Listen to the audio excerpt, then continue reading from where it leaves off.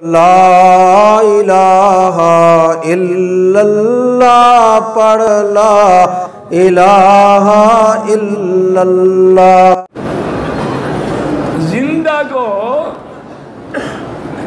ہوتا ہے یا صرف مروہ کا مطلب عمرہ زندہ کا زندہ معذور ہو تو ہوتا ہے ورنہ نہیں۔ اور طواف بھی یہی ہے، میں نے کئی دفعہ بتایا کہ خود اپنے لیے کرو، کرنے کے بعد یا اللہ اس کا ثواب فلاں بتا، اس میں اختلاف بھی نہیں، جھگڑا بھی نہیں، سب کے نزدیک جائز بھی ہے۔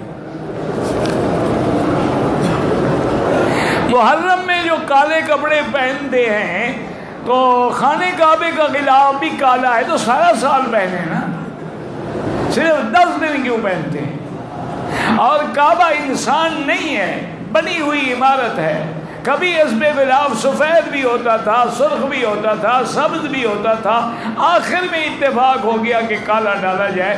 اس میں حکمت تھی کہ جیسے کالے رنگ کے اندر ہر رنگ چھپ جاتا ہے تو انشاءاللہ ہمارے گناہ بھی معاف ہو جائیں گے۔